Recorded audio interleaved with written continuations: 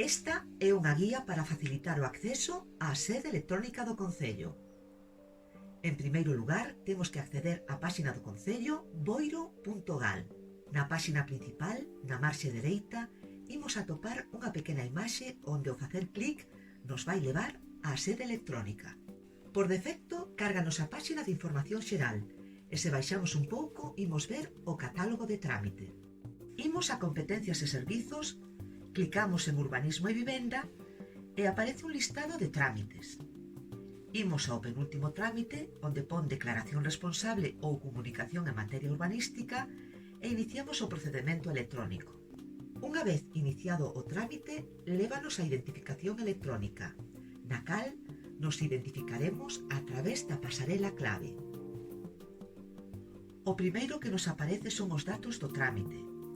Temos que cubrir ben os datos a efecto de notificacións para que nos chegue calquera comunicación relacionada co trámite.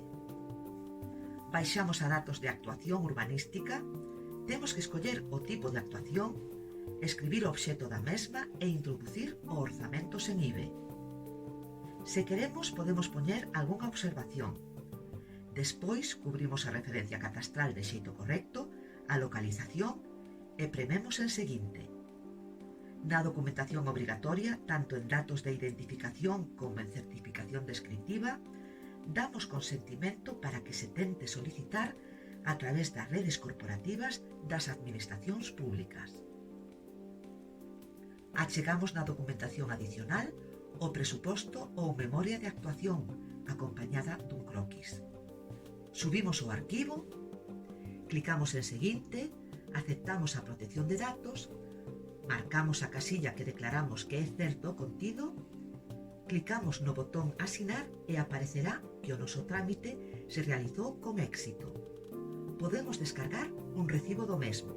A partir de agora recibiremos as notificacións por correo electrónico que nos dará acceso á carpeta de cidadán do punto de acceso xeral. E tamén as poderemos visualizar entrando directamente na caixa de correo da propia sede electrónica. Esperamos facilitar os seus trámites dende o Concello de Boiro.